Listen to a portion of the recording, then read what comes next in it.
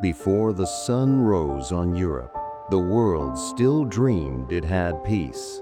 Cities slept, soldiers prayed for leave, and families clung to the hope that the madness of 1914 would never return. But on the first morning of September 1939, the silence of the continent was about to shatter forever. Across the German-Polish border, engines rumbled in the mist. Rows of tanks, sleek black machines marked with iron crosses, lined up like predators waiting for a signal. Young men inside them adjusted helmets, checked rifles, and stared into the fog. Some whispered prayers, others smiled nervously. None could see their enemy, but all could feel history breathing down their necks. Hitler stood motionless in the Reich Chancellery, hands clasped behind his back, eyes fixed on a map of Poland. Every dot, every line, every name on that map had become a promise of revenge, of empire, of destiny. He had told his generals, "Now Poland is in the position in which I wanted her." He believed this would be a short war, a demonstration of German superiority. He called it a defensive action. But at that very moment, hundreds of thousands of German troops were preparing to cross the border. The night before, a small German radio station near the Polish border was attacked. The men who carried out the assault were not Poles. They were SS operatives dressed in Polish uniforms. Their mission? Create an excuse for war. At 8 in the evening on August 31st, the so-called Polish saboteurs seized the station, broadcast a few words in Polish, and were promptly killed by German police. Their bodies had been prepared hours earlier, concentration camp prisoners murdered for this very purpose. By dawn, Hitler's speechwriters had their headline, "Poland has attacked Germany." And so, at 4:45 a.m., the order was given. In the port of Danzig, the battleship Schleswig-Holstein floated peacefully, flying friendly flags. For days it had been on a goodwill visit. The Polish soldiers stationed nearby had grown used to seeing it, unaware it was loaded with live ammunition. Then came the thunder. The ship's guns opened fire, their shells screaming across the harbor, tearing into Polish defenses. The ground shook, the sky turned orange. Within minutes, smoke blanketed the coastline. A Polish soldier named Kazimierz Radzinski threw himself into a trench, clutching his rifle. He could barely hear his comrades' shouts over the roar. "Return fire! Return fire!" It was the first shot of World War II. In Warsaw, the city slept. The first explosion sounded like distant thunder. Then the sirens began, long, rising wails that echoed through the streets. Windows opened, people looked out, and mothers pulled their children close. No one knew what was happening. Rumors spread. "It's just maneuvers, an accident. Germany won't dare." But as dawn broke, planes appeared on the horizon, their wings glinting silver in the morning light. German Stuka dive bombers screamed down, with sirens attached to their wings, howling like monsters. Their targets? Bridges, rail lines, and air bases. Within minutes, the sky over Warsaw turned into a battlefield. At an airfield near Krakow, Polish pilot Jan Zumbach sprinted toward his plane. He hadn't slept. Reports had been coming in all night, and now the explosions were real. "Scramble! Scramble!" Engines roared as PZL fighters lifted off the ground. Zumbach could see black smoke in the distance. Then the Stukas came. They dropped bombs in precise lines, each explosion pushing another shockwave through the air. He tried to chase one down, but his plane was slower. "Damn them!" he shouted, firing bursts into empty sky. Within the first hours of the war, much of the Polish Air Force was destroyed on the ground. Yet those who survived fought with desperate courage. At 10 in the morning, Berlin radio crackled to life. Across Germany, millions tuned in. Farmers stopped work, shopkeepers froze, and families gathered around wooden radios. Hitler's voice came through the static. "This night, Polish soldiers fired on our territory. Since 5:45 a.m., we are returning fire." Crowds cheered, flags waved, but behind the applause, his generals exchanged grim looks. They knew the truth. This was an invasion, not retaliation. By midday, German armored divisions rolled deep into Poland. Roads were choked with dust and exhaust fumes. Villagers watched from doorways as tanks thundered past. A little girl, no more than 8, clutched a rag doll and whispered, "Mama, are they coming for us?" Her mother pulled her inside. A minute later, an explosion shattered their windows. For civilians, this was not a war of soldiers. It was a storm that devoured everything in its path. Across the Channel, the British government met in emergency session. Prime Minister Neville Chamberlain sat pale and silent as reports poured in. Foreign Secretary Lord Halifax spoke quietly. "Germany has invaded Poland without declaration. France is demanding a joint response." Chamberlain rubbed his temples. "We must act, but God help us if this becomes another great war." In Paris, the French cabinet faced the same decision. Some urged immediate mobilization, others pleaded for caution. Marshal Gamelin pointed to a map. "If we move too soon, our Maginot Line will be exposed. We need British confirmation." But the truth was sinking in. War was inevitable. Back in Warsaw, the bombing continued. Whole neighborhoods burned. Hospitals overflowed. Radio Warsaw broadcast messages of courage. "Citizens of Poland, remain calm. Our brave soldiers defend the homeland. Do not lose hope." But hope was already being buried under rubble. The German blitzkrieg, lightning war, had begun, and Poland was its first victim. By nightfall, the Polish frontier was collapsing, and the world had changed forever. Yet most people still believed, somehow, that it could end quickly. They were wrong. The morning mist hangs heavy over the Polish countryside. Roosters crow, farmers yawn, and the world still believes it's at peace. But across the border, a different kind of dawn is breaking. Engines roar like thunder in the darkness. Rows of steel beasts, tanks, line up silently, their crews staring into the fog ahead. It's 4:30 a.m., September 1st, 1939. Operation Fall Weiss, the invasion of Poland, is about to begin. General Guderian gives a nod. The signal flares rise into the sky, red and angry. And then the ground shakes. The first shell screams through the air. It lands near the small town of Wielong. A hospital collapses. Civilians run into the streets, terrified, not knowing who's attacking. It's not a battle. It's an execution.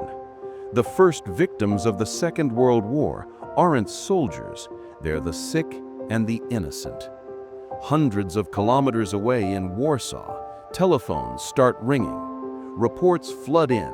German planes sighted over the west. Polish officers rush to their posts, but the truth hits them too late. The invasion isn't coming. It's already here. Luftwaffe bombers swarm the skies. Their shadows darken the wheat fields below. A young boy clutches his mother's hand as the bombs fall. He doesn't know it yet, but this moment will haunt him forever. At 5 a.m., the battleship Schleswig-Holstein opens fire on Westerplatte. Explosions echo across the harbor. Flames rise over the Polish garrison. The defenders, barely 180 men, scramble to their positions. They know they can't win, but they'll fight anyway. Captain Franciszek Bombrowski shouts over the chaos, "Hold the line, no surrender." And with those words, Poland's resistance is born. In Berlin, Hitler receives the message. The attack has begun. He smiles, calm, almost gentle, as if he's just launched a business deal. Around him, generals salute, but outside that room, the world begins to tremble. In London and Paris, leaders are woken from their sleep. They read the telegrams with disbelief. Could it be true? Has Germany done it again? The answer comes with the morning light. Yes, Europe is at war once more. By noon, the skies over Poland are thick with smoke. Columns of refugees flee the towns. Children cry for fathers who are already gone. Horses run wild, carts overturned, homes burning. The Polish army fights bravely, but they're outnumbered, outgunned, outflanked. At the edge of a forest, a Polish soldier kneels beside a wounded comrade. He whispers, "We'll get through this." But even as he says it, he knows he's lying. Above them, a German Stuka dives, its siren wailing like death itself. The bomb hits, and silence follows. The first day of the war isn't just about strategy or politics. It's about fear, shock, confusion. A world realizing that peace was just an illusion. Back in Warsaw, church bells ring, not for celebration, but for warning. The city prepares for siege, and somewhere in the chaos, a radio broadcaster's trembling voice breaks the static. This is not a drill. Germany has invaded Poland. The word spread faster than fire. In cafes, in farms, in factories, people stop and listen. Mothers clutch their children. Soldiers grab their rifles. And across Europe, hearts sink with a terrible certainty. The war has begun, and there's no turning back. The sun rises higher over Poland, but its warmth brings no comfort. By midday, the smoke of burning villages blots out the light. What began as isolated bombings has turned into a full-scale invasion. The world's first day of war continues. Columns of German tanks roll through the countryside, their black crosses flashing in the haze. Dust rises behind them like ghosts of the future, silent witnesses to what humanity has unleashed. Inside one of the tanks, a young German gunner stares through the scope. He can barely hear himself think over the roar of the engine. He's been told this is a campaign for living space. He doesn't understand what that means. He only knows that when he pulls the trigger, people die. Across the field, Polish cavalry units prepare to charge. They are brave men on horseback, facing machines of steel. They know it's hopeless, yet their faces show no fear. To them, this is home, and you don't surrender your home. The German tanks open fire first. Explosions tear through the soil.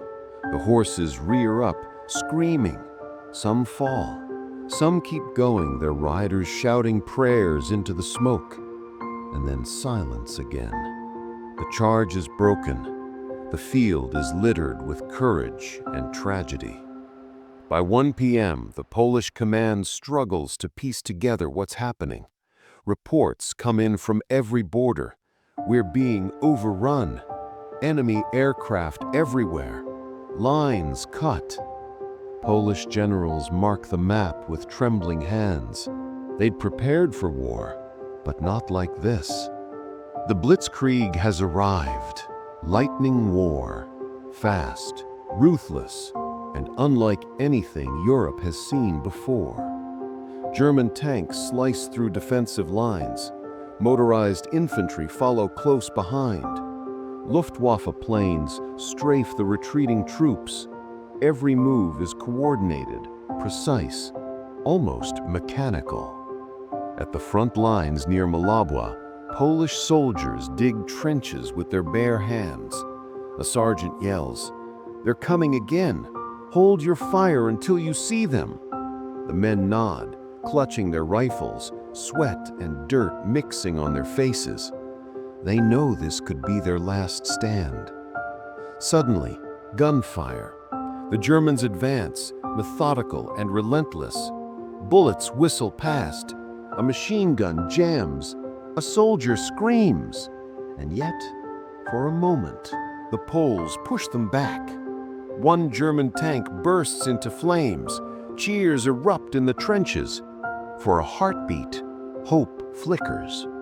But then, the sky darkens again. The Luftwaffe returns. Bombs fall like rain. The earth shakes, and the trenches vanish under fire and dust. In Warsaw, sirens wail for the first time. People rush into shelters, clutching whatever they can carry. Children cry, not understanding why the grown-ups are trembling. The mayor orders the defense of the city. Every man, every bullet, every wall. Polish radio broadcasts the message, "We will resist until the last breath." Meanwhile, in Berlin, Joseph Goebbels' propaganda machine goes to work. Posters appear overnight. Germany defends itself against Polish aggression. Lies spread faster than truth. The German people cheer in confusion, thinking their army has been provoked. Only a few understand what's really happening, and they dare not speak. In London, Prime Minister Neville Chamberlain sits silently, his face pale. He listens to the reports from Warsaw. He knows this invasion violates every promise, every treaty. But he hesitates. The horrors of the First World War still haunt his generation. Can Britain face another one? He whispers, "God help us all." Across the ocean, in New York City, newspaper boys shout headlines on street corners. "Germany invades Poland." People stop and stare. It feels far away, like another world. But deep down, a chill runs through the crowd. They've seen this story before. Back on the front lines, a Polish nurse tends to the wounded in a makeshift field hospital. She wipes blood from a soldier's face, whispering, "Stay with me." Outside, the rumble of tanks grows louder. A shell explodes nearby, shaking the walls. She doesn't flinch. There's no time for fear, only duty. At 3 p.m., Polish radio transmits again. Static, then a trembling voice. "This is Warsaw. The German army has crossed deep into our territory. Citizens, remain calm." The signal fades. Across Europe, people sit by their radios, listening to that fading voice. It sounds like the voice of peace itself, dying slowly.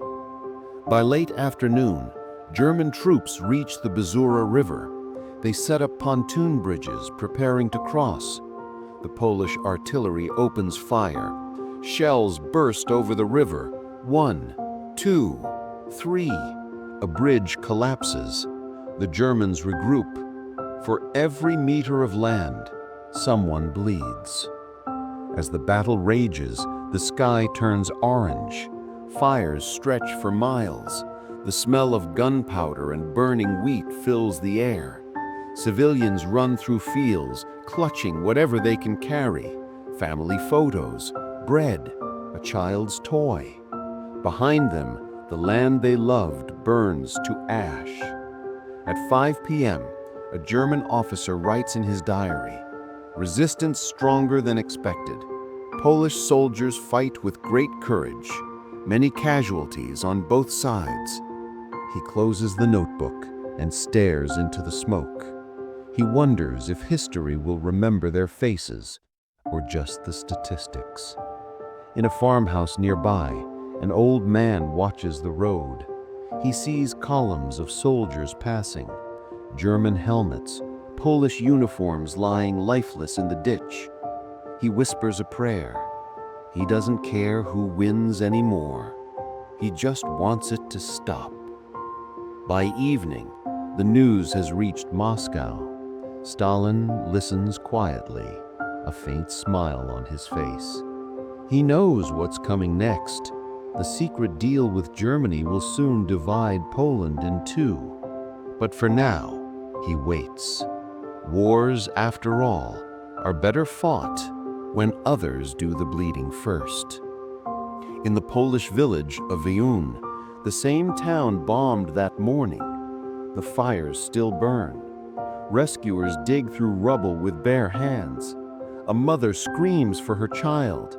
A priest kneels beside her, clutching a rosary. The smell of dust, smoke, and death fills the air. The world's first war day is not ending, it's evolving into a nightmare. As the sun sets, German forces tighten their grip. Polish defenses crumble in the west. But in the east, there's still hope. Messages go out. Hold the bridges. Save the capital. Men who haven't slept in 2 days reload their rifles and stand guard once more. At 8 p.m., in a radio studio in Warsaw, an announcer prepares to make one last broadcast for the day. He takes a deep breath and says, "To the people of Poland, we are under attack, but we are not defeated. Stand together. Pray for victory." The music that follows is soft, a violin playing the national anthem. Outside, bombs fall again, but inside that studio, for a few moments, the sound of hope still lives. And far away, in the homes of those who listen, tears fall silently. Fathers tighten their fists. Mothers pray. The world lies awake, knowing this is only the beginning. The first day of World War II is drawing to a close, but the night it brings will last for years. Darkness settles over Europe, and the world holds its breath. Night has fallen over Poland, but the darkness is not peace. It's the glow of burning towns, the echo of explosions, the silence between sirens. The first day of war bleeds into the first night. In the ruins of Yilan, fire still consumes what's left of the hospital. Doctors search for survivors by lantern light. They find none. The smell of smoke mixes with the iron scent of blood. A nurse sits on the steps, her hands shaking, staring at the sky. She whispers, "It's only the first day." Across the countryside, the Polish army retreats toward defensive lines near Warsaw. Wounded soldiers lean on one another, too tired to speak. Behind them, the roar of German engines never stops. The blitzkrieg does not sleep. In a small village near the Vistula River, a family huddles in a cellar. The father presses his ear against the ground. The rumble of tanks grows closer. The mother clutches her children, humming softly to drown out the distant gunfire. The youngest child asks, "Papa, when will it stop?" He doesn't answer. At Army headquarters, maps are spread across the table, their edges curling from candle heat. Officers argue in whispers. Lines drawn that morning are already meaningless, every position overrun, every communication cut. The general exhales, his voice cracking. We are fighting ghosts in the dark. At 9 p.m., Warsaw's sky flashes with anti-aircraft fire. German bombers return, hunting the capital. Searchlights sweep the clouds, tracing silver arcs of desperation. A bomber drops its load. A building collapses near the old town. People dig with bare hands, their cries lost in the chaos. Inside a dim radio room, operators tune through static. Finally, a voice.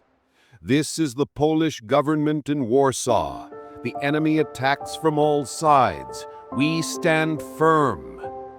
The message cuts off mid-sentence. The transmitter is gone. Far to the west, in Berlin, celebrations fill the air. Goebbels hosts a dinner for war correspondents. They toast to victory, their laughter echoing through marble halls. No one mentions the bodies. No one speaks of the children. Outside, the city glows not from fire, but pride. It is a night of illusions. In London, the cabinet convenes at 10 Downing Street. Chamberlain reads the final reports. Poland has been invaded without declaration of war. Silence fills the room. Some ministers pound the table, demanding immediate action. Others stare blankly, afraid of what action means. The First World War had ended only 21 years ago, and the memories are still alive. They know what's coming. At 10:45 p.m., a telegraph arrives from Paris. The French government condemns the attack and begins partial mobilization. But their troops are still behind the Maginot Line, safe, silent, waiting. The promise to defend Poland feels heavy now. Promises, after all, don't stop bombs. In Warsaw, the city burns brighter than the stars. Firefighters work through the night, forming human chains to pass water buckets. A cathedral bell rings, 1, 2, 3, before the tower collapses. People run through the streets, some praying, some screaming, names lost in the noise. The night smells of ash and fear. A Polish pilot takes off into that darkness. His plane, an old PZL P-11, rattles as he climbs. Below him, the city glows red. He whispers into the radio, "For Warsaw." He finds the bombers, dives through their formation. Machine guns blaze. One German plane bursts into fire. He cheers, and then his own plane is hit. As he falls, the city lights spin beneath him, a whirlpool of flame. In a German camp near the border, soldiers sit around a fire. They eat from tin cans, laughing nervously. One writes a letter home. "Dear Mother, we are told it will be over in weeks. The Poles fight bravely, but they are no match for our machines." He folds the paper, not knowing that he will never send it. Midnight. The first day is officially over, but sleep does not come. For the soldiers, for the civilians, for the world. In Moscow, Stalin stands by a map of Eastern Europe. His advisors whisper updates. He listens without emotion. The secret agreement with Hitler, the Molotov-Ribbentrop Pact, lies in a sealed folder on his desk. Soon his Red Army will move in from the east, But not yet. Not until Poland is weak enough. In a London flat, a war correspondent types his dispatch. Europe is once again on fire. The peace that cost millions of lives has been broken by the ambition of one man. He stops typing, stares at the night through his window, and whispers, "What have we learned?" Meanwhile, in Warsaw, a mother writes a note by candlelight. "If you find this, tell my husband we are alive. Tell him we love him." She tucks the note under her child's blanket just as another explosion rocks the street. The candle goes out. Only darkness remains. Far to the west, across the sea, Americans listen to late-night radio. The announcer's voice is calm, but his words are heavy. Germany has invaded Poland. Europe is at war. A man in Kansas lowers the volume and says, "It's their war, not ours." But his wife, staring at the radio, shakes her head. Not for long. At 1 a.m., in a church outside Krakow, a priest kneels before the altar. The windows tremble with distant thunder, or maybe gunfire. He whispers, "Lord, forgive us for what we are about to endure." By 2 a.m., refugees clog the roads heading east. Ox carts, bicycles, children on foot, all moving toward uncertainty. The moonlight reflects off their faces, tired, hollow, unbroken. Behind them, flames rise where their homes once stood. A German officer watches through binoculars. He sees the columns of civilians and lowers his gaze. For a moment, he feels something. Pity, perhaps. Then he hears his commander shout, "Forward!" and he forgets. At 3 a.m., the last defensive position near Westerplatte holds firm. The Polish garrison, outnumbered, surrounded, and without supplies, refuses to surrender. Captain Dombrowski stands atop the ruined wall, shouting to his men, "They think we are finished. Prove them wrong." Gunfire answers. The defenders sing the national anthem between explosions. Their voices echo over the harbor, fragile, defiant, immortal. By 4 a.m., the eastern horizon begins to lighten again. The war's first night is ending. But for millions, the nightmare is just beginning. The world's clocks turn to September 2nd, 1939. The second day of World War II is about to dawn. The fires still burn, the prayers still rise, and the silence between them is the sound of history changing forever. Dawn returns to Europe, but it's not a sunrise of peace. It's the glow of burning cities beneath a gray and haunted sky. The smoke of the first day still drifts across the fields of Poland. The air smells of iron, oil, and loss. It is now September 2nd, 1939, the second day of war. But for those who lived through the first, time has already changed forever.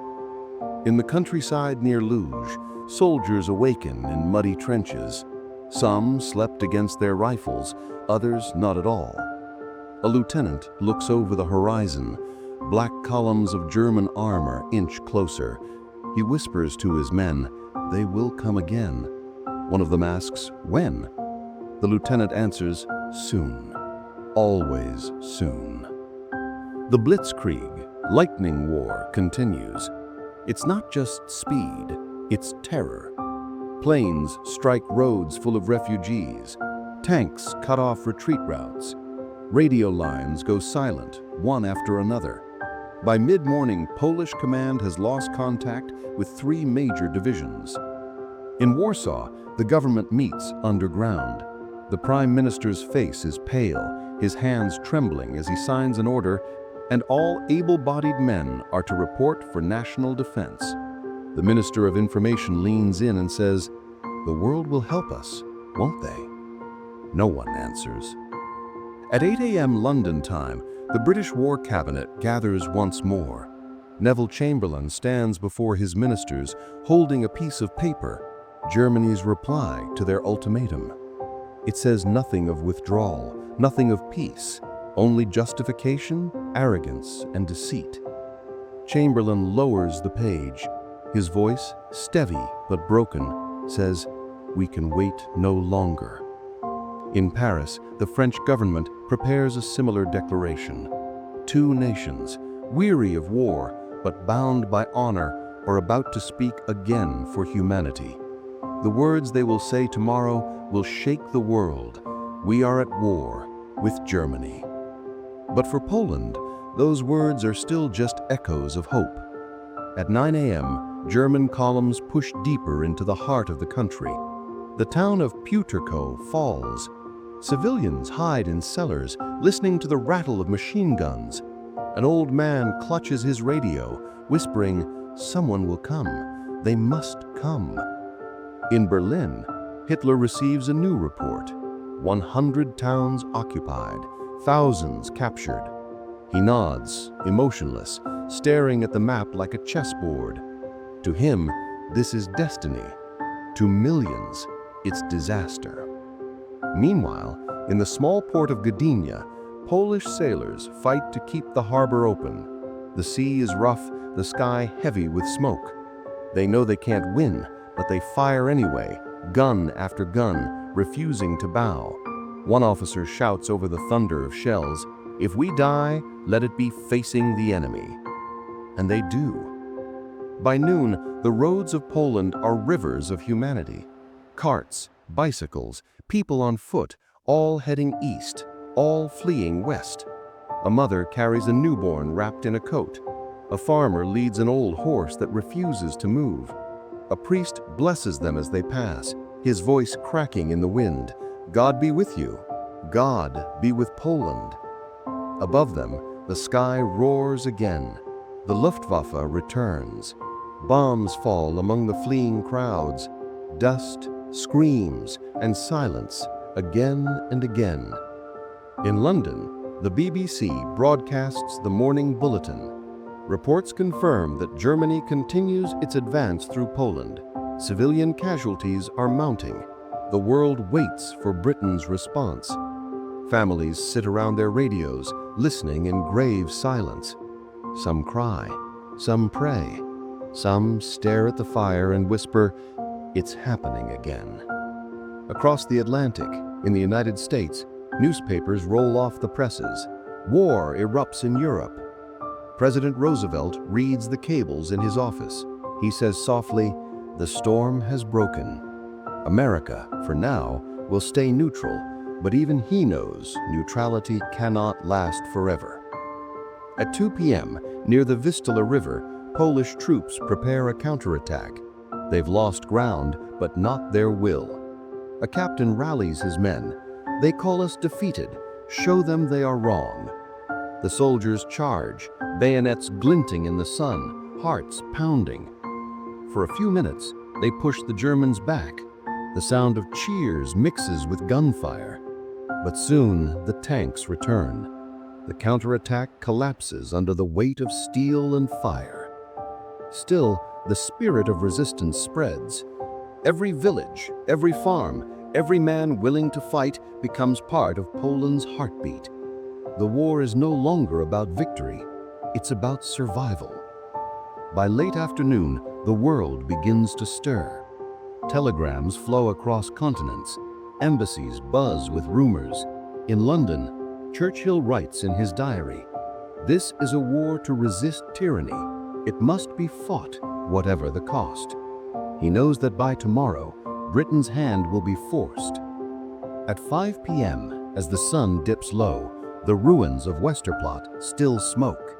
The Polish garrison has held for nearly 2 days against impossible odds. Their ammunition is low, their rations gone. Captain Dombrowski stands among his men, exhausted but proud. He says, "They told us we'd fall in 1 hour. It's been 30. The men smile weakly, their faces lit by firelight. In the distance, the sound of the sea mixes with artillery. The horizon flashes with explosions, and for a fleeting moment, the sky seems to weep sparks. Night approaches again.